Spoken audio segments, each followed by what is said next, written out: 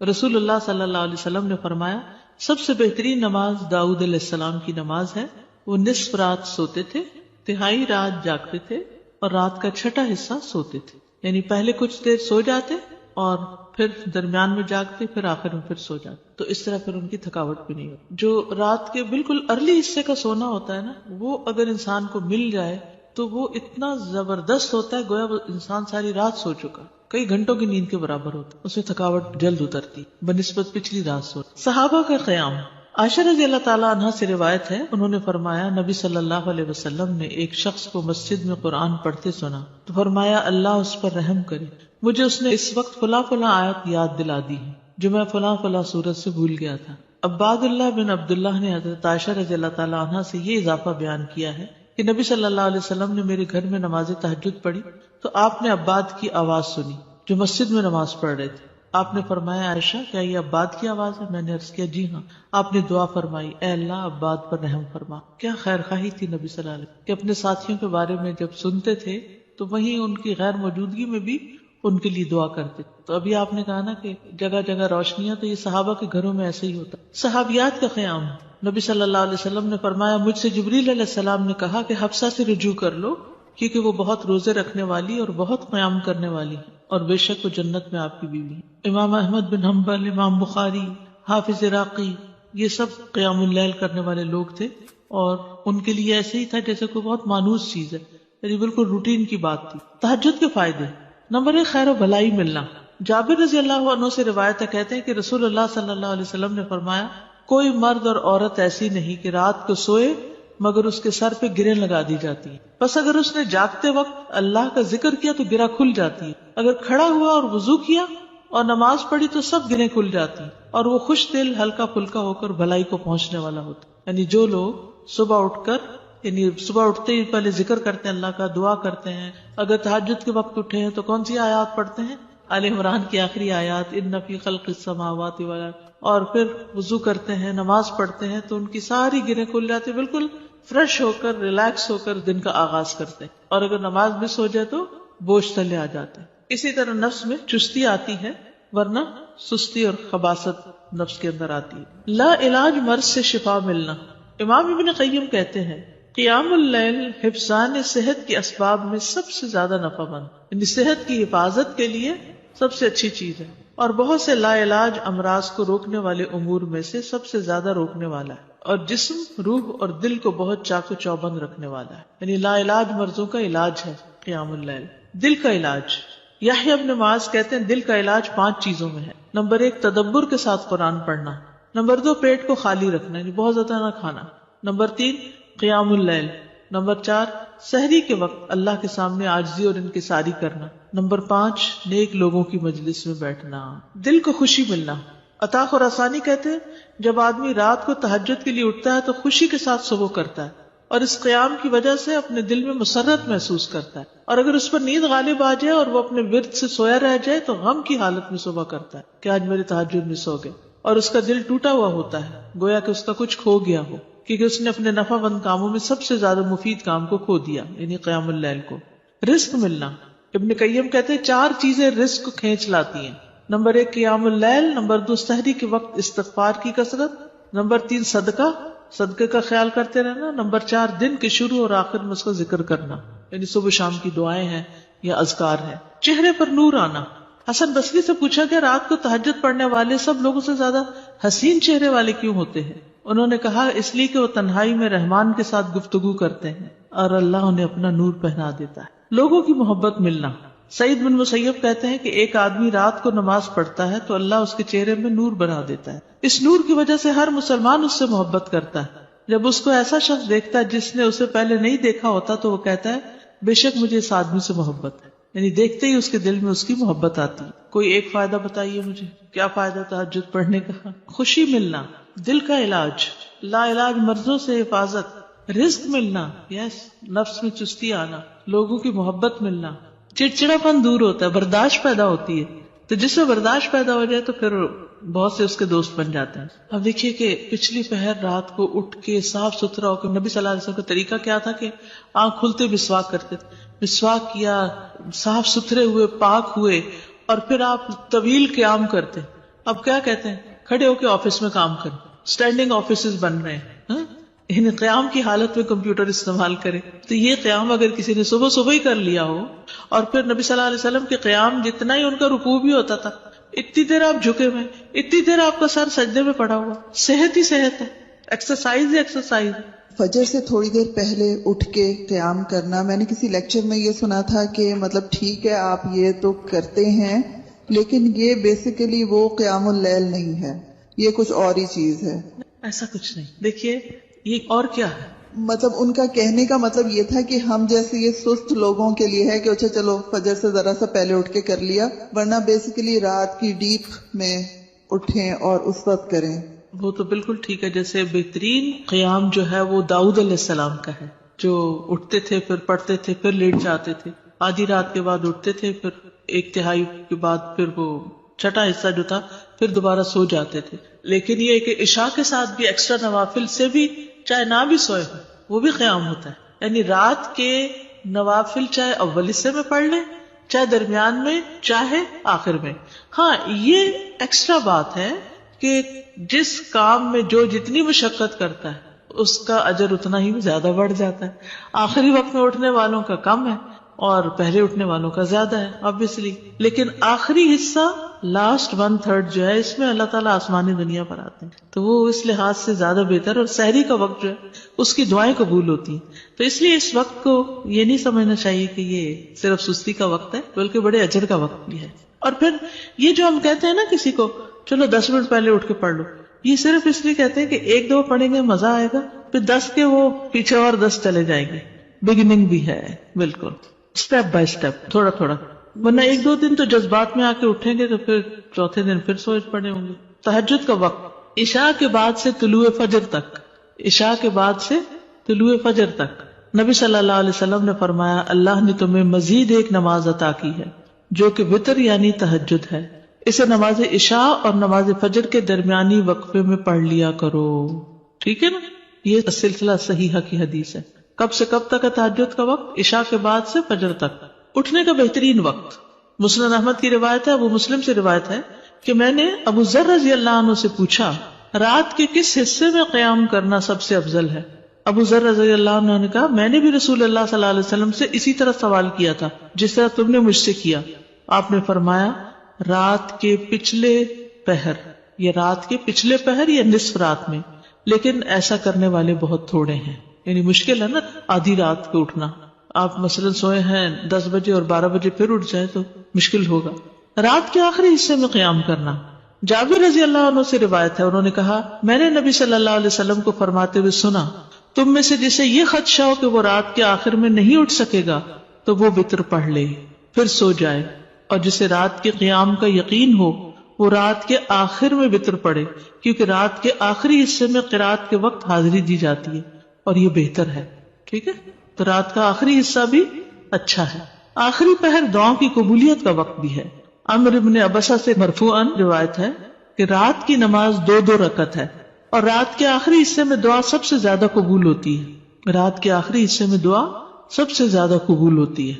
نبی صلی اللہ علیہ وسلم کے اٹھنے کا وقت، مسروق سے روایت انہوں نے کہا میں نے عائشہ رضی اللہ عنہا سے پوچھا کہ نبی صلی اللہ علیہ وسلم کو سب سے زیادہ کون سا عمل پسند تھا؟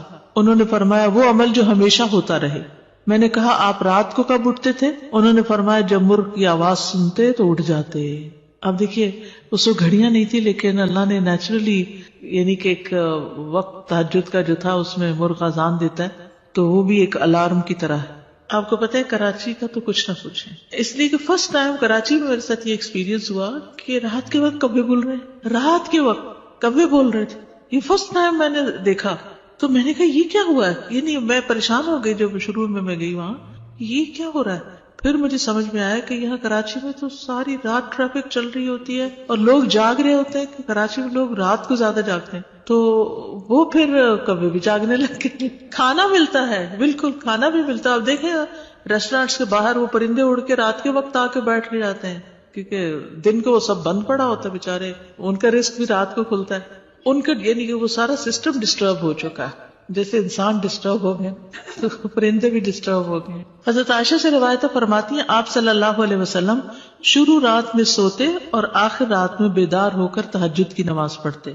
نبی صلی اللہ علیہ وسلم کا نصف رات کو اٹھنا، آدھی رات کو، یہ وہ حضرت ابن عباس والی روایت ہے جس میں ابن عباس آپ صلی اللہ علیہ وسلم کے گھر میں آ کر رکے تھے اور پھر جب آدھی رات گزر گئی تو آپ بیدار ہو کر تہجد پڑھنے لگے.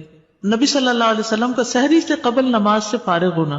حضرت عائشہ کہتی ہیں کہ جب سحری کا وقت ہوتا تو میں نبی صلی اللہ علیہ وسلم کو اپنے پاس سویا ہوا ہی پاتی، یعنی آپ تہجد پڑھ کے دوبارہ سو جاتے تھے. حضرت عائشہ سے روایت بیان کرتی ہیں کہ بلا شبہ اللہ عز و جل رسول اللہ صلی اللہ علیہ وسلم کو رات میں جگا دیتے، چنانچہ صبح نہ ہو پاتی کہ آپ اپنے معمول کی عبادت سے فارغ ہو چکے ہوتے تھے. تہجد کے لیے بیدار ہونے کی سنتیں. آنکھ کھلنے پر دعا پڑھنا.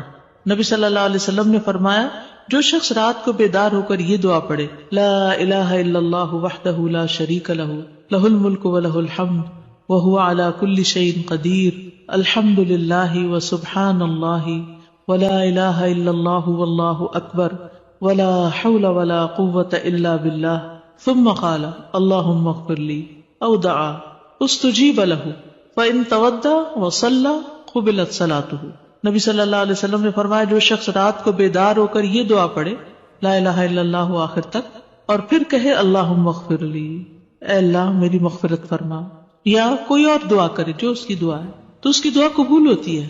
پھر اگر اس نے وضو کیا اور نماز پڑھی تو نماز بھی قبول ہوتی ہے. ٹھیک ہے. آل عمران کی آخری 10 آیات پڑھنا. ابن عباس نے ابو المتوکل کو بتایا کہ انہوں نے ایک رات نبی صلی اللہ علیہ وسلم کے ہاں گزاری تو اللہ کے نبی رات کے آخری حصے میں اٹھے، باہر نکلے اور آسمان پر نظر ڈالی، پھر سورۃ آل عمران کی آیت پڑھی ان فی خلق السماوات والارض. 3 بار وقفے سے اٹھنا. ابن عباس کہتے ہیں وہ ایک رات رسول اللہ صلی اللہ علیہ وسلم کے ہاں سوئے تو رات کو آپ جاگے، مسواک کی اور وضو فرمایا. آپ اس وقت یہ آیات پڑھ رہے تھے ان فی خلق السماوات والارض. یہ آیات تلاوت فرمائی حتیٰ کہ سورت ختم کی، پھر آپ کھڑے ہوئے اور 2 رکعتیں پڑھی، ان میں بہت طویل قیام، رکوع اور سجدے کیے، پھر واپس پلٹے اور سو گئے یہاں تک کہ آپ کی سانس کی آواز سنائی دینے لگی. پھر آپ نے اس طرح 3 دفعہ کیا، 6 رکعتیں پڑھی. ہر دفعہ آپ مسواک کرتے، وضو فرماتے اور ان آیات کی تلاوت فرماتے. پھر آپ نے 3 وتر پڑھے، پھر مؤذن نے اذان دی تو آپ نماز کے لیے باہر تشریف لے گئے. یعنی بار بار وضو کیا، بار بار مسواک کیا اور بار بار ان فی خلق پڑھا اور عبادت کی. بیدار ہوتے ہی مسواک کرنا. ابن عمر سے مرفوعاً مروی ہے کہ آپ صلی اللہ علیہ وسلم جب سوتے تو مسواک آپ کے پاس ہوتی، جب بیدار ہوتے تو مسواک سے ابتدا کرتے.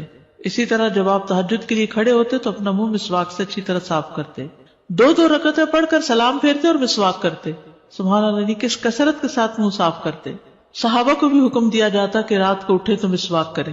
پھر درمیانہ وضو کرنا. ابن عباس سے روایت ہے انہوں نے کہا میں نے ایک رات اپنی خالہ میمونہ کے ہاں گزاری. نبی صلی اللہ علیہ وسلم رات کو اٹھے اور اپنی ضرورت کی جگہ آئے، پھر اپنا چہرہ اور دونوں ہاتھ دھوئے، پھر سو گئے اور پھر اٹھے اور مشکیزے کے پاس آئے، اس کا بندھن کھولا، پھر 2 وضو کے درمیان کا وضو کیا، یعنی ہلکا سا وضو، اور پانی زیادہ استعمال نہیں کیا اور اچھی طرح وضو کیا. پھر اٹھے اور نماز شروع کی.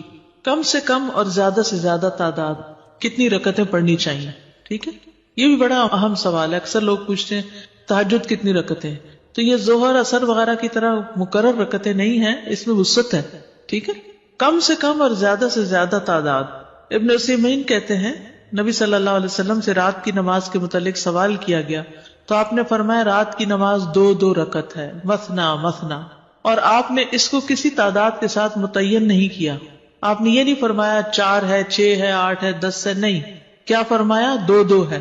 تو جب نبی صلی اللہ علیہ وسلم نے اس کے لیے کسی گنتی کو متعین کیے بغیر کیفیت کو واضح کر دیا تو اس سے معلوم ہوا کہ نماز کا معاملہ اس بارے میں وسعت رکھتا ہے، یعنی اس میں کافی گنجائش ہے. انسان 100 رکعتیں بھی پڑھ سکتا ہے اور 1 رکعت کے ساتھ اس کو وتر بنا سکتا ہے. تو اصل بات یہ کہ انسان جتنی طاقت پاتا ہے اتنی رکعتیں ادا کر لے. ٹھیک. ابن باز رات کی نماز کی تعداد کے متعلق کہتے ہیں کہ یہ بات ہر انسان کی طاقت کی طرف لوٹتی ہے، اور نبی صلی اللہ علیہ وسلم 11 رکعت ادا کرتے اور 2 رکعت پر سلام پھیرتے. آپ علیہ الصلوۃ والسلام اپنی قرات، اپنے رکوع اور اپنے سجدوں کو لمبا کرتے تھے اور قیام اللیل کو 2 ہلکی پھلکی رکعتوں کے ساتھ شروع کرتے تھے. سب سے بہتر یہی ہے. اور اگر وہ 3، 5 یا اس سے بھی زیادہ پڑھتا تو کوئی حرج نہیں.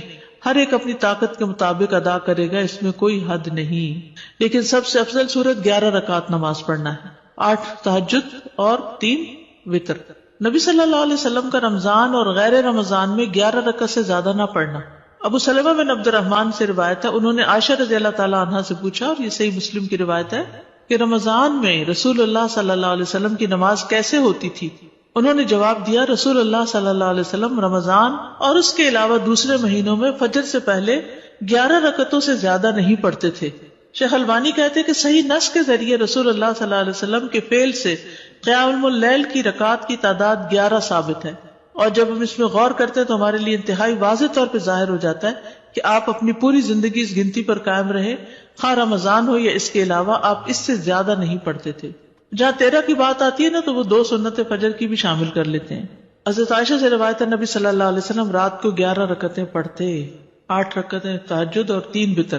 کبھی 9 رکعتیں بھی پڑھی ہیں آپ نے، ٹھیک ہے، کبھی 7 رکعتیں بھی ادا کی ہیں آپ نے، اور 7 سے کم نہیں پڑھی، یعنی 6 پڑھ کے 1 وتر کیا ہے، 7 سے کم نہیں پڑھی اور 13 سے زیادہ نہیں پڑھی. رکعات کی ادائیگی کا طریقہ کیا ہے؟ 2 کر کے پڑھنا. حضرت عبداللہ بن عمر سے روایت، انہوں نے کہا، ایک آدمی نے پوچھا کہ اللہ کے رسول رات کی نماز کیسے ادا کی جائے؟ آپ نے فرمایا، رات کی نماز 2 رکعتیں ہیں، جب صبح ہونے کا اندیشہ ہو تو 1 وتر پڑھ لو. جب آپ تہجد پڑھتے تو ہر 2 رکعتوں کے بعد سلام پھیرتے اور 2 ہلکی رکعتوں سے آغاز کرتے. زید بن خالد جوہنی سے روایت ہے، انہوں نے کہا، میں آج رسول اللہ صلی اللہ علیہ وسلم کی نماز کا مشاہدہ کروں گا، یعنی رات کی نماز کا. میں نے دیکھا کہ آپ نے 2 ہلکی رکعتیں پڑھی، پھر 2 انتہائی لمبی، بہت ہی زیادہ لمبی رکعتیں ادا کی، پھر 2 رکعتیں پڑھی جو ان 2 لمبی رکعتوں سے ہلکی تھی، پھر 2 پڑھی جو پہلے والوں سے کم تھی، پھر 2 پڑھی جو اپنے پہلی والی رکعتوں سے کم تھی، پھر 2 رکعتیں پڑھی جو اپنی پہلی والی رکعتوں سے کم، پھر وتر ادا کیا.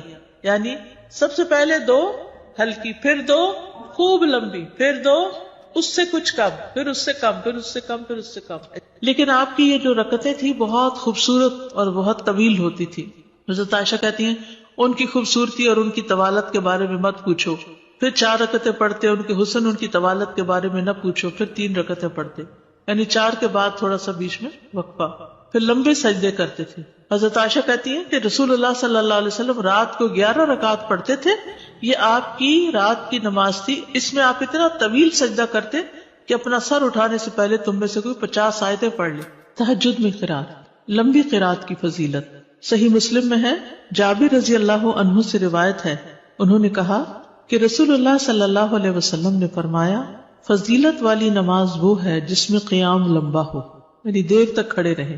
10 آیات کی تلاوت کا اجر. رسول اللہ صلی اللہ علیہ وسلم نے فرمایا، جس شخص نے 10 آیتوں سے قیام کیا وہ غافلوں میں سے نہیں لکھا جاتا. 100 آیات کی تلاوت کا اجر.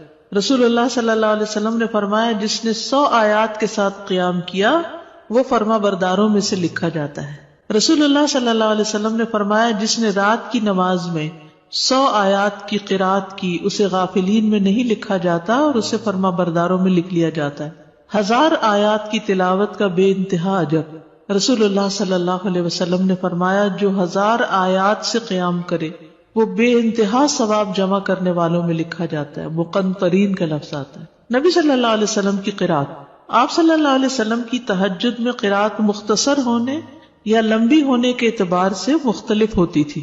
کبھی آپ ہر رکعت میں یا ایھا المزمل کی مقدار کے مطابق قرات کرتے تھے، اور یہ 20 آیات والی سورت ہے، ٹھیک ہے. کبھی آپ ہر رکعت میں کیا پڑھتے؟ یا ایھا المزمل 20 آیات والی. کبھی 50 آیات کے برابر قرات کرتے تھے، اور کبھی کبھی سورۃ البقرہ اور آل عمران اور النساء بھی. تو اس سے ہی پتہ چلتا ہے کہ اس میں کوئی لگا بندہ قاعدہ نہیں کہ اتنی ضرور قرات کی جائے، حسب حالت کم یا زیادہ کی جا سکتی ہے، لیکن obviously جتنی جتنی کریں گے پھر اس کا اجر اتنا ہی مختلف ہو جائے گا. نبی صلی اللہ علیہ وسلم کا قیام لمبا ہوتا تھا.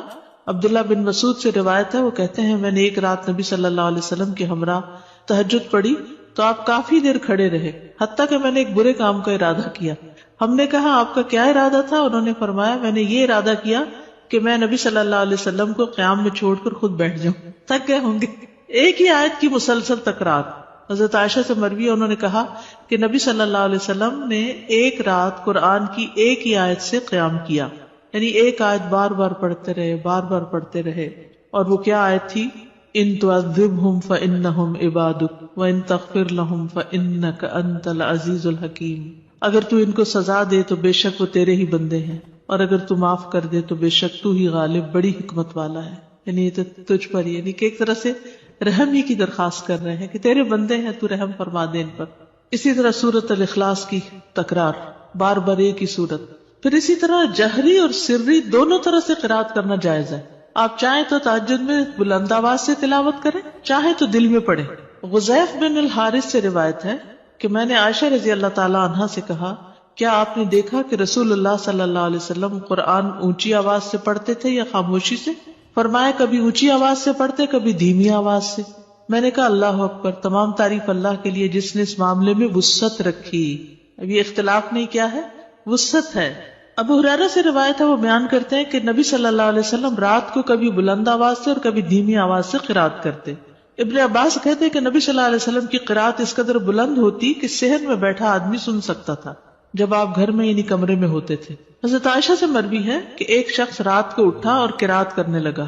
اس نے اپنی آواز بلند رکھی. جب صبح ہوئی تو رسول اللہ صلی اللہ علیہ وسلم نے فرمایا اللہ فلاں پہ رحم فرمائے، اس نے رات مجھے کتنی ہی آیتیں یاد دلا دی جو میں بھول چکا تھا.